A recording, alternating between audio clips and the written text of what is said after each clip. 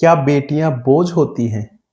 एक माँ जो एक छोटे से गांव में एक छोटे से घर में रहती है, बेटे की चाह में चार बेटियों को जन्म दे चुकी है। उन बेटियों का पिता जो रोज सुबह जल्दी उठकर मजदूरी पर जाता है। आप सोचकर देखो उस पिता के बारे में जो 15,000 रुपये महीने के कमाता है। क्या चल रहा होगा उसके दिमाग में कि बेटियों की शादी कैसे करूंगा, कहाँ से लाऊंगा इतने पैसे, क्या मेरी बेटियां सही घर में ब्याही जाएंगी। दोस्तों, ये कोई कहानी नहीं है। अपने आसपास नजर मार के देखो, आपको ऐसे बहुत से परिवार मिल जाएंगे जो इस तरह की जिंदगी हकीकत में जी रहे हैं। ये वीडियो मैंने स्पेशली उन्हीं लोगों के लिए बनाया है और इस वीडियो में मैं उनको ऐसे उपाय बताने वाला हूँ कि उनकी जो चार बेटियों की शादी करने की टेंशन है वो खत्म हो जाएगी। यदि आप उनकी थोड़ी सी भी मदद करना चाहते हो तो ये वीडियो उनको जरूर शेयर करना। देखो, जो हो चुका है वो तो बदलने से रहा। जो हो चुका है वो हो चुका है, तो टेंशन लेने से कुछ नहीं होने वाला। यदि कुछ होने वाला है तो वो होगा शुरुआत करने से। अब शुरुआत किस चीज की करनी है? तो देखो, शुरुआत करनी है प्लानिंग की। कैसी प्लानिंग? उनकी शादी के लिए पैसे जोड़ने की प्लानिंग। क्योंकि पैसे हवा में तो आएंगे नहीं, कहीं से कोई पेड़ तो उग नहीं रहा कि हम तोड़ के उतार लेंगे। ऐसा कुछ नहीं होने वाला। पैसे आपको ही जोड़ने हैं और वो प्लानिंग के थ्रू आप जोड़ोगे तो आप अपनी चारों बेटियों की शादी अच्छे से और धूमधाम से कर सकते हो। अब प्लानिंग में क्या क्या आता है? तो देखो, प्लानिंग है उसमें चार पॉइंट है मेन। सबसे पहला जो पॉइंट है वो है कि पैसे कितने चाहिए। चार बेटियों की शादी करनी है, चार बेटियों की शादी करने के लिए कितने पैसे चाहिएंगे।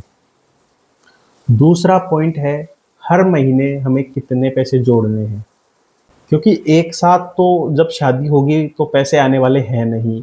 अब से आप थोड़ी थोड़ी शुरुआत करोगे, थोड़ा थोड़ा पैसा जोड़ना शुरू करोगे, तभी जाके एक लंबे समय में एक मोटा पैसा जुड़ जाएगा। तीसरा पॉइंट है पैसे कहाँ जोड़ें।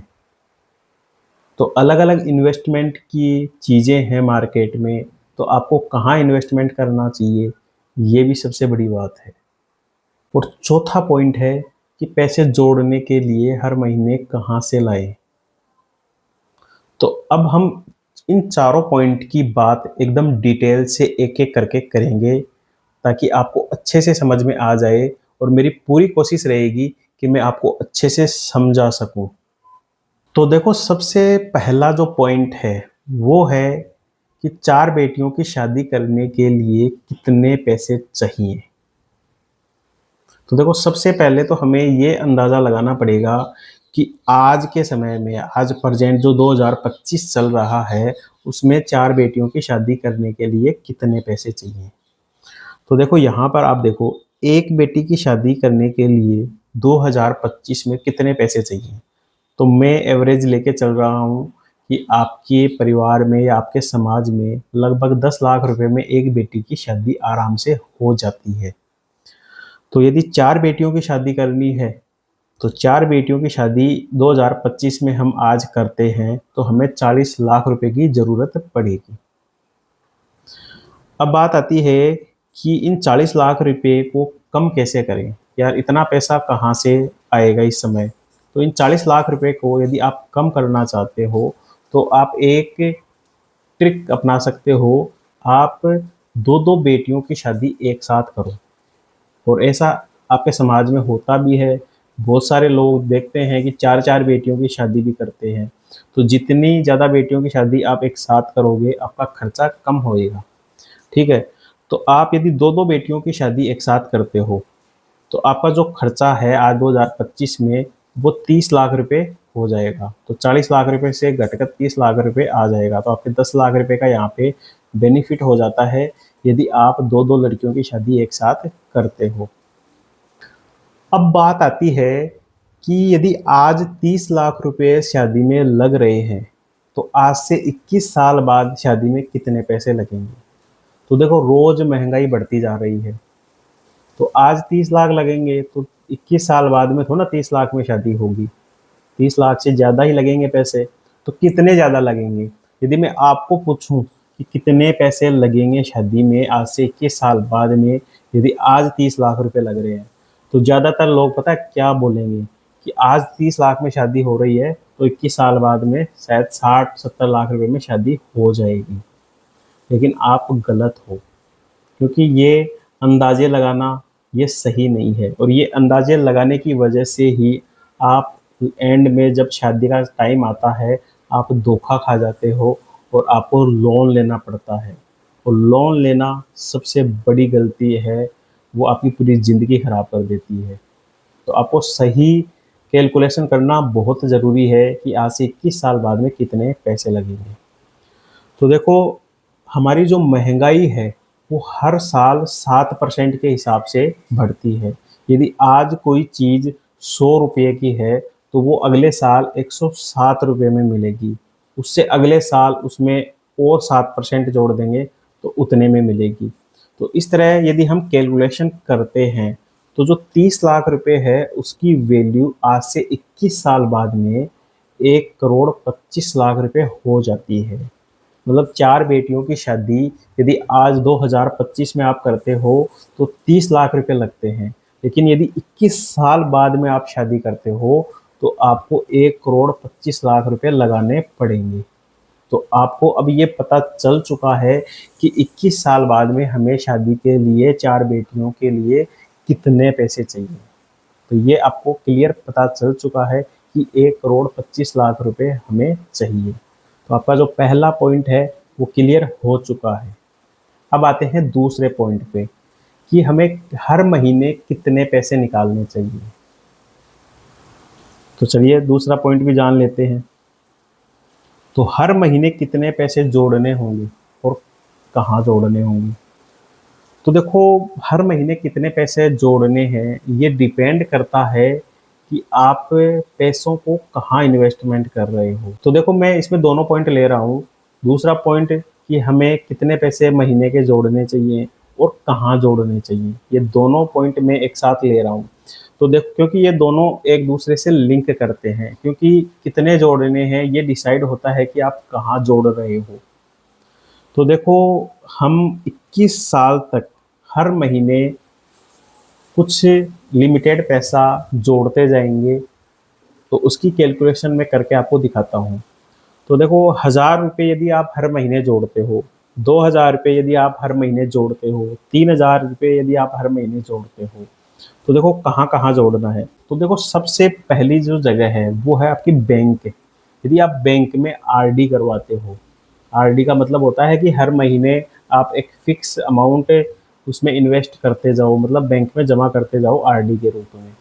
तो यदि बैंक में आप आरडी कराते हो तो आरडी में आपको जो पैसा मिलता है, जो आरडी में जो आपको रिटर्न मिलता है वो मिलता है 7% का। तो यदि आप 1000 रुपये हर महीने 21 सालों तक जमा कराते हो बैंक में, तो आपको 21 साल बाद में 5,58,584 रुपये मिलेंगे। यदि 2000 रुपये जमा कराते हो तो 11,17,170 रुपये मिलेंगे।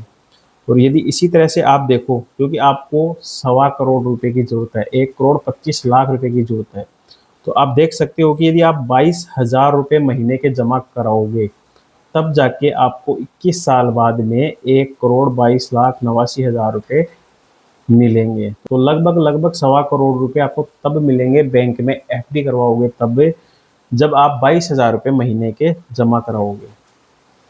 अब बात आती है कि आपकी जो तनख्वाह है वो 15,000 रुपये महीने की है, तो आप 22,000 रुपये कहाँ से जोड़ोगे। तो जो सबसे बड़ी गलती लोग करते हैं वो यही करते हैं कि लोग बैंकों में पैसा जमा कराते हैं और उनको लगता है कि उनके बच्चों की शादी हो जाएगी, लेकिन नहीं होने वाला, लेकिन ऐसा नहीं होने वाला। अब आते हैं दूसरे नंबर के इन्वेस्टमेंट ऑप्शन पे। दूसरा ऑप्शन है एलआईसी में इंश्योरेंस करवाना। तो LIC में जब इंश्योरेंस आप करवाते हो तो उसमें 6% का रिटर्न मिलता है। तो यदि आप 1000 रुपये की LIC करवाते हो हर महीने की, तो आपको 21 साल बाद में 4,95,400 रुपये मिलेंगे। 2000 की करवाते हो तो आपको 9,90,742 रुपये मिलेंगे। तो इसी तरह से आप देखोगे तो 1,23,84,270 रुपये आपको 21 साल बाद में कब मिलेंगे, जब आप 25,000 रुपये महीने की SIP कराओगे। तो बहुत सारे लोग ये सोचते हैं कि मैं अपने बच्चे के नाम से LIC करवा देता हूँ ताकि उसकी शादी के लिए पैसा जुड़ जाए, लेकिन ऐसा लोग गलत सोचते हैं, क्योंकि आप यदि 25,000 रुपये महीने का जमा कराओगे तब जाकर आपके बच्चे की शादी के लिए पैसे जुड़ेंगे।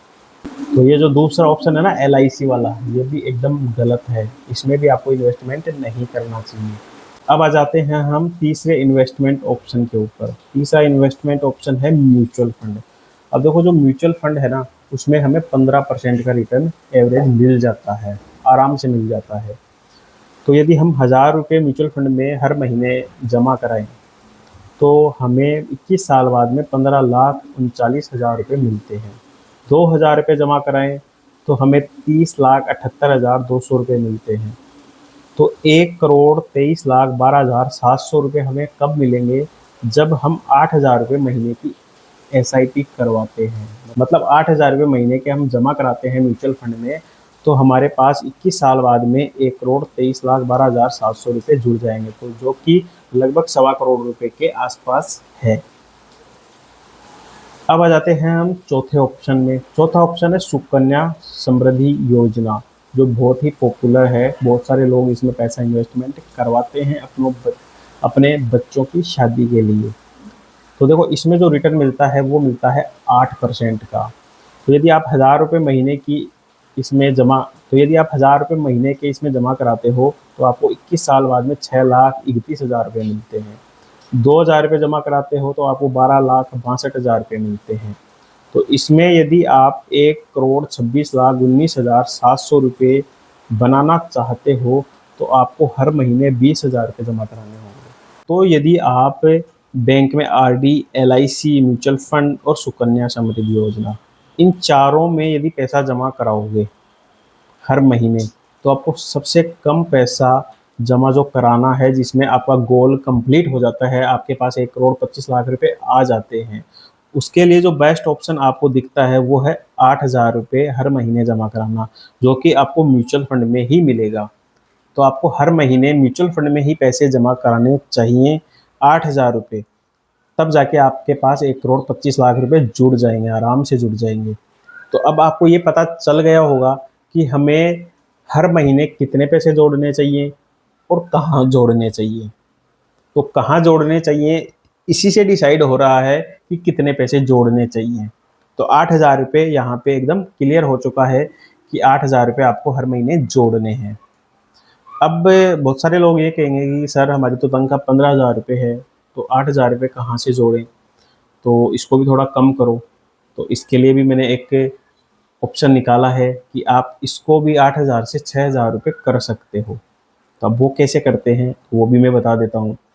तो देखो 8,000 रुपये से 6,000 रुपये हम कैसे करते हैं। तो देखो एक चीज़ बता देता हूँ मैं आपको। तो देखो आज जैसे 2025 है, आपकी तनख्वाह है 15,000 रुपये। तो मैं आपको पूछूं कि 21 साल बाद में आपकी तनख्वाह 15,000 रुपये रहेगी? ऐसा नहीं रहेगा, आपकी तनख्वाह भी बढ़ेगी। तो एवरेज हम देखते हैं कि जो ये बड़ी-बड़ी कॉर्पोरेट कंपनियां हैं, उनमें 10% सालाना इंक्रीज़ होती है इनकी सैलरी। लेकिन एक जो मज़दूर आदमी है, उसकी सैलरी 10% के हिसाब से नहीं होती। उसकी 4-5 साल में जाके उसकी जो सैलरी है वो बढ़ती है। तो एवरेज हम लेके चलें तो 5% हर साल उनकी सैलरी बढ़ती है। यदि हम इस हिसाब से कैलकुलेशन करते हैं तो पहले साल में उनकी जो सैलरी है वो 15,000 रुपये रहेगी। दूसरे साल में उनकी जो सैलरी है वो 15,750 रुपये हो जाएगी। तीसरे साल में उनकी सैलरी 16,538 रुपये हो जाएगी। और यदि ये कैलकुलेशन हम करते हैं तो 21 साल जब उनके होंगे तब उनकी जो सैलरी है वो 15,000 रुपये से बढ़कर 40,000 रुपये हो जाएगी। तो आपकी जो सैलरी है वो हर साल बढ़ रही है। जबकि जो आप इन्वेस्टमेंट कर रहे हो वो आप हर महीने 8,000 रुपए कर रहे हो। तो आपको शुरू-शुरू में तो ऐसा लगेगा कि यार 8,000 रुपए बहुत ज़्यादा है। लेकिन जैसे-जैसे आपकी सैलरी बढ़ेगी, जिस दिन आपकी सैलरी 40,000 रुपए हो जाएगी, उस दिन 8,000 रुपए आपके लिए बहुत कम होंगे, ठीक है? तो इसका सॉल्यूशन ये है कि आप इसका सॉल्यूशन ये है कि म्यूचुअल फंड में हमें एक ऑप्शन दिखाई देता है। म्यूचुअल फंड में जो एसआईपी होती है, वो 2 तरीके से होती है। पहली होती है नॉर्मल एसआईपी और दूसरी होती है स्टेप अप एसआईपी। अब नॉर्मल एसआईपी तो हो गई कि जैसे 1000 रुपए आप जमा करा रहे हो, 21 साल बाद में आपको 15,39,000 मिल जाएँगे, ठीक है? और 8,000 रुपए आप जमा करा रहे हो हर महीने, तो आपको 1,23,12,700 रुपए मिल जाएँगे। लेकिन स्टेप अप एसआईपी में क्या होता है कि आपकी जो एसआईपी चल रही है, जो आपने फिक्स कर दी कि मैं 1000 रुपए की एसआईपी करा रहा हूँ और आपने उसमें स्टेप अप लगा दिया 5% पर ईयर का। तो इसका मतलब क्या है कि हर साल आपकी जो एसआईपी है उसका अमाउंट 5% से बढ़ जाएगा। तो जैसे आपने 1000 रुपए की एसआईपी करी, तो उसका 5% क्या हुआ? 50 रुपए, ठीक है? तो अगले साल क्या होगा कि आपकी जो 1000 रुपए की एसआईपी है वो बढ़कर 1050 रुपए की हो जाएगी, ऑटोमेटिक। तो अगले साल से हर महीने आपके 1050 रुपए कटेंगे, ठीक है? तो इस तरह से हर साल मतलब 21 सालों तक ये चीज़ चलती रहेगी। अब इसमें फ़ायदा क्या हुआ क्योंकि आपकी जो तनख्वाह है वो हर साल बढ़ रही है, तो शुरुआत में आपको 8,000 रुपए जमा कराने में थोड़ा दिक्कत आ रहा है, लेकिन जैसे-जैसे टाइम गुज़रेगा आपको दिक्कत नहीं आएगी। तो शुरुआत में आप पैसे म्यूचुअल फंड में कम जमा करा सकते हो स्टेप अप के थ्रू। तो आप यहाँ पे देखो कि यदि आप 1,24,000 तो आप यहाँ पे देखो 1,24,63,600 रुपए यदि आप बनाना चाहते हो म्यूचुअल फंड में, तो आपको 6,000 रुपए महीने की एसआईपी करनी है। कौन-सी वाली एसआईपी? Step up SIP. तो आप देख सकते हो कि आप यदि नॉर्मल एसआईपी करते हो, तो आपको 8,000 रुपए महीने की करनी पड़ेगी और यदि आप 6,000 रुपए महीने की एसआईपी करते हो, तो आपके 1,24,00,000 मतलब सवा करोड़ रुपए आपके जुड़ जाते हैं स्टेप अप एसआईपी में। तो इसमें क्या होगा कि हर साल आपकी 5% एसआईपी इंक्रीज़ होती जाएगी। तो अब आपका ये भी सॉल्यूशन निकल गया है कि आपके जो 8,000 रुपए महीने आपको बचाने थे, उसके लिए अब आपको 6,000 रुपए महीने ही बचाने पड़ेंगे। तो अब 15,000 रुपए आपकी तनख्वाह है, उसमें से आप 6,000 रुपए तो बचा सकते हो, आराम से बचा सकते हो। लेकिन फिर भी बहुत सारे लोग ये पूछेंगे कि सर इतने सारे खर्चे होते हैं, ये होता है, वो होता है, हम इतने पैसे कैसे बचाएँ? तो देखो बात ऐसी है कि 15,000 रुपए है, उसमें से आपको 6,000 रुपए तो निकालने ही निकालने हैं, उसमें कोई दो राय नहीं है। वो निकालने ही पड़ेंगे तभी आपकी बच्चों की शादी होगी। अब जो 9,000 रुपए बचे हैं आपके पास, उसमें आपको अपना घर का खर्चा भी चलाना है और अपनी ज़िम्मेदारियाँ भी पूरी करनी है। जैसे मान लो कोई छोटा-मोटा फंक्शन आ गया, प्रोग्राम हो गया, मजबूरी है आपकी, वो करनी पड़ेगी। तो मैं अब आपको थोड़ी-सी टिप्स दे देता हूँ कि आप क्या-क्या चीज़ें अपनाओगे, तो आप 9,000 रुपए में सर्वाइव कर सकते हो। तो देखो सबसे पहला पॉइंट है एक्स्ट्रा इनकम बढ़ाओ। अब देखो आपकी बेटियाँ आज तो भले ही छोटी हैं, लेकिन 9-10 साल लेकिन जब 9-10 साल, 11 साल की जब हो जाएँगी, तब आपकी बेटियाँ थोड़ी-सी बड़ी हो चुकी हैं, तो आप उनको सिलाई सिखा सकते हो, मेहंदी मांडना सिखा सकते हो। जब इस तरह की आप स्किल उनको सिखाओगे, तो शादियों में मेहंदी मांडना, सिलाई करना, ये सब चीज़ें जब करती हैं, तो उससे घर में 2 रुपए की इनकम आती है। तो जो 2 रुपए की इनकम आती है, वो एक्स्ट्रा आपके पास जुड़ती है, उस वो एक्स्ट्रा खर्चों के लिए आपके पास जुड़ जाती है कि जैसे छोटे-मोटे कोई प्रोग्राम, फंक्शन आ गए, तो उसके लिए वहाँ से पैसे निकलेंगे आपके पास। अपनी जो वाइफ़ है, उसको भी थोड़ा-सा काम वग़ैरह सिखाओ, ताकि वो भी थोड़ी-सी एक्स्ट्रा अर्निंग कर सके। दूसरा पॉइंट है फिज़ूल खर्ची को रोको। देखो हमारे बच्चे हैं, वो बर्थडे की ज़िद करने लग जाते हैं, हम उनका बर्थडे मनाने लग जाते हैं, तो वो फिज़ूल खर्ची है। अपनी जो वाइफ़ है, उनकी ख़्वाहिशें पूरी करना, ये भी फिज़ूल खर्ची है। मतलब ज़रूरत की चीज़ें लाओ आप घर पे, लेकिन बेफ़िज़ूल की चीज़ें आप मत लाओ घर पे। तो इस पे आपको कंट्रोल करना पड़ेगा। तीसरा पॉइंट है, किसी को भी अपने पैसे उधार मत दो। चाहे वो आपका कोई रिश्तेदार हो या आपका कोई यार दोस्त हो, क्योंकि यदि उधार में आप किसी को पैसे दोगे तो वो डूबने ही वाले हैं, ये कन्फर्म मानना। और यदि आपने किसी को उधार पैसे दे दिए तो आपका जो पूरा बजट है, आपकी जो पूरी कैलकुलेशन है वो बिगड़ जाएगी। चौथा पॉइंट है बजट बनाओ। आप घर में हर महीने जो खर्चा करते हो, जो कमाते हो, उसका पूरा टोटल बजट बना के रखो कि कहाँ-कहाँ कितने-कितने पैसे खर्च हो रहे हैं, कितने पैसे कहाँ खर्च हो रहे हैं और कितने हम कमा रहे हैं। ओवरऑल पूरा बजट बना के जब चलोगे तो आपके दिमाग में सारी कैलकुलेशन रहेगी कि हाँ, इतने पैसे ही हमें इस चीज़ में खर्च करने हैं। तो पूरा बजट बना के चलो, तभी आपका काम सही से चलेगा। तो ये 4 टिप्स हैं, यदि आप ये अपनाओगे तो आपको बहुत सहूलियत मिलेगी आगे की लाइफ को जीने के लिए। जब आप इतनी सारी प्लानिंग करके चलते हो, तो आपके चारों बेटियों की शादी को कोई नहीं रोक सकता। आप टेंशन फ्री रह सकते हो। दोस्तों, बेटियों की शादी कोई खर्च नहीं होता, एक सपना होता है और सपनों को पूरा करने के लिए तैयारी आज से ही शुरू करनी पड़ती है। अगर आज थोड़ा-थोड़ा जोड़ना शुरू कर दोगे, तो कल बड़े-बड़े बोझ छोटे लगने लगेंगे। याद रखो, वक्त निकल जाता है, खर्च बढ़ जाता है। प्लानिंग सही से हो तो सब कुछ मुमकिन हो जाता है। वीडियो अच्छा लगे तो इसे शेयर ज़रूर करना, ताकि हर बाप अपनी बेटियों को बोझ ना समझे, उनके सपने पूरे कर सके। मिलते हैं अगले वीडियो में, तब तक के लिए सोच बदलो, पैसे जोड़ो और बेटियों के सपनों को सच करो। थैंक यू, धन्यवाद।